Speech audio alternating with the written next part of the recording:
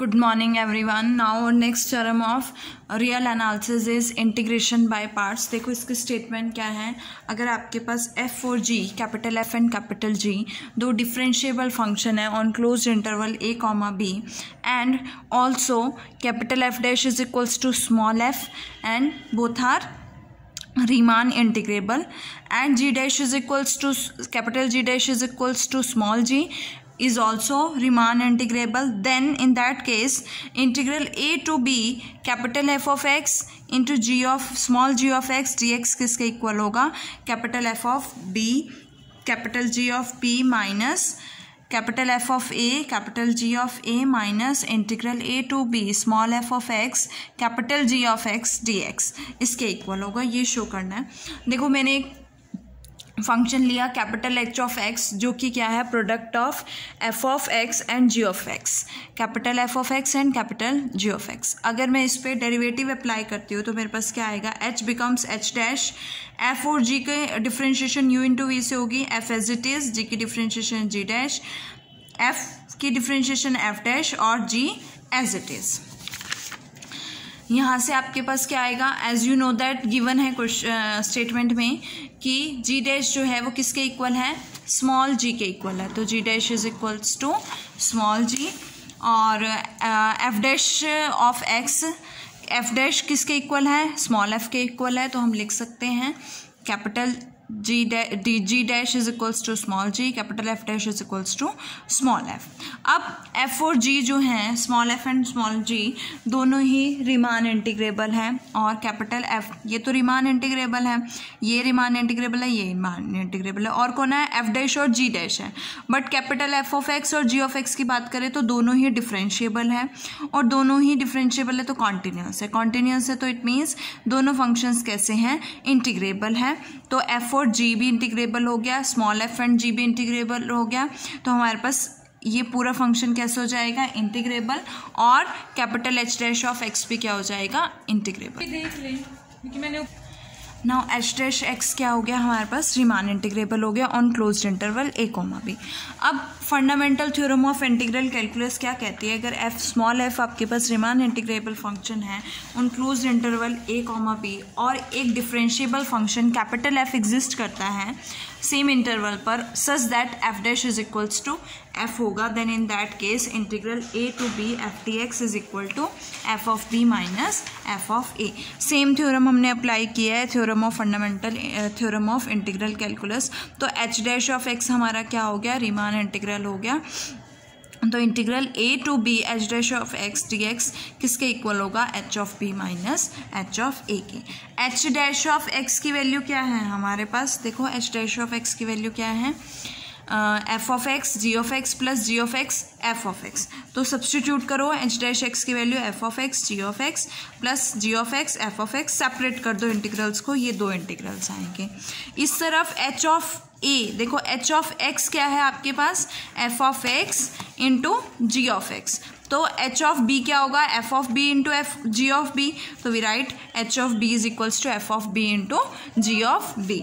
और H of A क्या होगा, F of A into G of A. और यहाँ से आपके पास रिजल्ट आ गया which we have to prove, hence proved. Now हमारा जो नेक्स्ट टॉपिक है वो है vector valued functions. So integration of vector valued functions पढ़ेंगे. उससे पहले हम पढ़ेंगे कि वेक्टर वैल्यूड फंक्शंस होता क्या है. देखो फॉर ईच इंटीजर के, मैंने कोई इंटीजर के लिया मतलब for each integer k R k is be the set of all order tuples. R k जो होगा सभी ऑर्डर टपल्स का सेट होगा. देन कैपिटल एक्स जो हमारा आर के से आएगा वो के टपल्स में होगा, that is x one comma x two comma up to so on x k, जिसे हम क्या कहेंगे, इस एक्स को हम क्या कहेंगे, वेक्टर वैल्यूड फंक्शन. और वेक्टर वैल्यूड फंक्शन को कैसे डिनोट करेंगे, एक्स ऊपर arrow, that is x vector. जहाँ पे x1 x2 x के हमारे कहाँ से आएंगे, आर से आएंगे, रियल नंबर्स होंगे and are called coordinates of x vector. और एक्स वेक्टर को हम क्या कहेंगे, वेक्टर वैल्यूड फंक्शन कहेंगे. ये तो था हमारा वेक्टर वैल्यूड फंक्शंस. अब इसकी कुछ प्रॉपर्टीज़ हैं. देखो अगर कैपिटल एक्स और कैपिटल वाई, मैंने दो वेक्टर वैल्यूड फंक्शंस लिए हैं बिलोंग्स टू आर के, then capital X plus capital X vector plus Y vector किसके इक्वल होगा, उनके कोऑर्डिनेट्स के सम के इक्वल, उनके टपल्स के सम के इक्वल होगा, that is x1 plus y1 x2 plus y2 up to so xk plus yk के इक्वल होगा, which also belongs to R k. Now अगर मैं वेक्टर को अल्फा किसी स्केलर से मल्टीप्लाई करती हूँ तो मेरे पास तब वैल्यू क्या आएगी उस वेक्टर की, alpha x1 alpha x2 up to so अल्फा xk। नेक्स्ट हमारे क्या है कि अगर मैं जीरो वेक्टर ऑफ आर के की बात करूँ तो वो क्या होगा, each element each tuple of the R K must be equals to zero. तो किस तरह से आएगा, 0,0,0 के टाइम्स आएगा, जिसे हम क्या कहेंगे, जीरो वेक्टर, और it is also called null vector भी कहते हैं इसे। ओके, नाउ नेक्स्ट है, अगर मैं इनर प्रोडक्ट की बात करूँ एक्स वेक्टर के, तो inner product of x vector and y vector को हम किससे रिप्रेजेंट करेंगे, x into y is equals to summation i is equal to k x i into y i. और अगर norm of capital x means norm of vector x find out करना है, तो norm of x vector क्या होगा, modulus of x into x का square root, और similarly अगर इसको कंपोनेंट फॉर्म में लिखोगे तो summation i is equals to 1 to k x i का मॉडुलस का स्क्वायर रूट। नाउ अब बात करते हैं इंटीग्रल की, तो f1 f2 fk up to so fk हमने रियल वैल्यूड फंक्शंस लिए हैं on closed interval a comma b। तो f वेक्टर क्या होगा हमारा, f vector is equals to, f vector कैसे रिप्रेजेंट करेंगे, k टपल्स में, that is f1 comma f2 comma up to so fk belongs to rk। ये इसके corresponding mapping होगी closed interval a comma b की। और अगर अल्फा जो है मोनोटोनिकली इंक्रीजिंग फंक्शन आ जाता है, देन इन दैट केस जो आपका एफ वेक्टर होगा वो कहाँ से बिलोंग करेगा, मीन्स वो क्या होगा, रीमन स्टिल्स इंटीग्रेबल होगा। इन केस अगर आपके पास अल्फा जो है मोनोटोनिकली इंक्रीजिंग फंक्शन, और अगर F vector Riemann stills integral है तो ईच एफ आई क्या होंगे, रीमान स्टिल्स इंटीग्रल होंगे, means F J is also belongs to R of alpha where j is equals to 1 to up to so on k। और हम define करेंगे कि जो f वेक्टर का इंटीग्रल होगा उसके k टपल्स होंगे, वो टपल्स कैसे होंगे, integral a to b f1 d alpha comma integral a to b f2 D alpha up to so on integral a to b fk D alpha. ये case था आपके पास वेक्टर वैल्यूड फंक्शन में integral, inner product space, norm, addition कैसे करते हैं और क्या होता है इसके बारे में पढ़ा था। अब इससे रिलेटेड कुछ थ्योरम्स हैं, तो हमारी जो फर्स्ट थ्योरम है वो क्या है, fundamental theorem of vector valued function. तो स्टेटमेंट देखो क्या है, स्मॉल एफ वेक्टर और कैपिटल एफ वेक्टर दोनों ही वेक्टर वैल्यूड फंक्शंस हैं और उनकी जो मैपिंग है वो closed interval a comma b से आर के तक है, टू आर के है। एंड इफ अगर एफ वेक्टर जो है रीमन स्टिल्स इंटीग्रल है तो कैपिटल एफ डैश और capital F dash is equals to F vector के इक्वल है, then in that case integral small F vector D T is equals to F vector of B minus F vector of A. देखो जो हमारी fundamental theorem थी of integral calculus, same theorem थी कि F अगर आपके पास रीमन Stieltjes integral है और एफ एक डिफरेंशिएबल फंक्शन आता है capital F such that F dash is equals to F, then integral A to B F D X is equal to F of B minus F of A होगी। सबसे पहले तो हम यहाँ पे वो प्रूफ करेंगे और उसका यूज़ करेंगे। देखो हर एक जो आपके पास स्मॉल एफ वेक्टर की बात करूँ और कैपिटल एफ वेक्टर की बात करूँ उसमें सभी f1 f2 fk के टपल्स है और हर एक f जो है वो हर एक f क्या होगा, f1 f2 up to sworn f के क्या होगा, रीमान इंटीग्रल होगा, है ना। और हर एक f की f1 के लिए f1 डैश के लिए f1 होगा इक्वल f2 डैश के लिए f2, तो हर एक fj डैश के लिए हर एक f स्मॉल fj इक्वल होगा। तो इट मीन्स कि हर एक fj के लिए fundamental theorem of integral calculus satisfy करेगी। तो अगर हर एक एफ जे के लिए सेटिस्फाई करेगी तो वो ओवरऑल एफ वेक्टर के लिए भी सेटिस्फाई करेगी। It means integral A to B by theorem of fundamental theorem of integral calculus we get integral A to B F vector D T किसके इक्वल होगा, F vector of B minus F vector of A के equal होगा। Now हमारी जो next theorem है, देखो next theorem क्या है, if f vector is a mapping from closed interval a comma b to rk and f vector is Riemann-Stieltjes integral, तो modulus of f vector भी क्या होगा, Riemann-Stieltjes इंटीग्रल होगा। और फर्दर हमें क्या प्रूफ करना है कि mod of integral A to B F vector D alpha less than equals to integral A to B mod of F D alpha. तो अब हमारे पास क्या है, एफ वेक्टर है।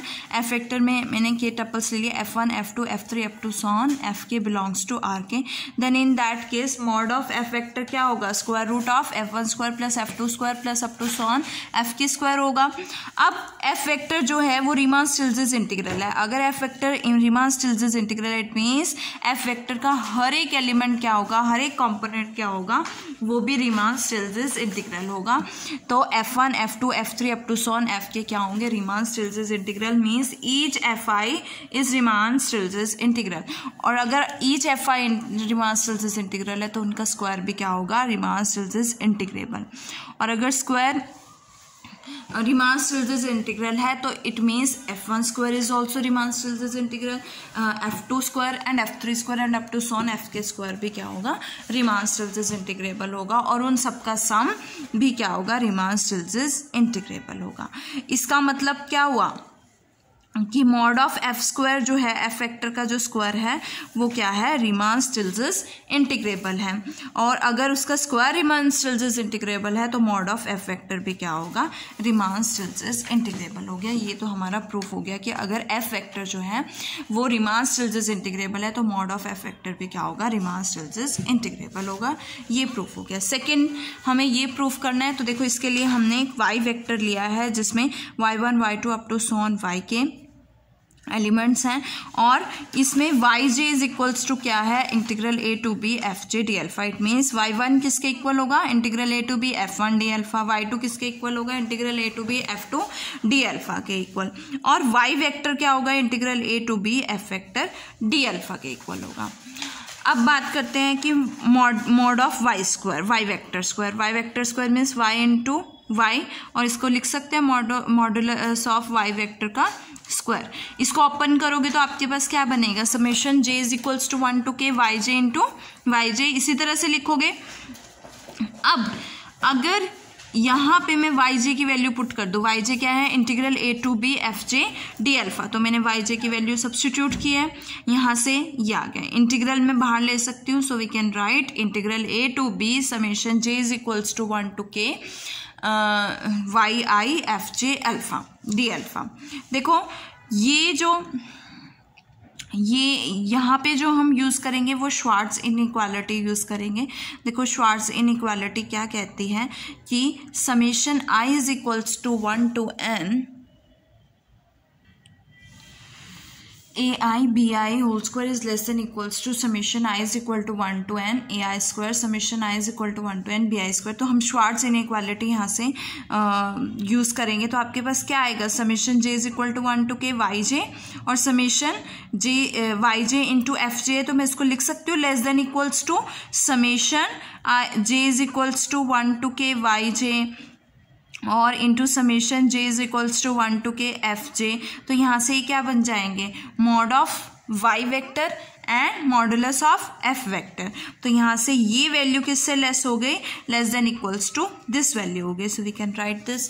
अब मॉडुलस ऑफ वाई को मैं बाहर ले सकती हूँ because independent of alpha, so we can write modulus of Y vector outside the integral and we get modulus of modulus of y vector into integral a to b modulus of f vector d alpha।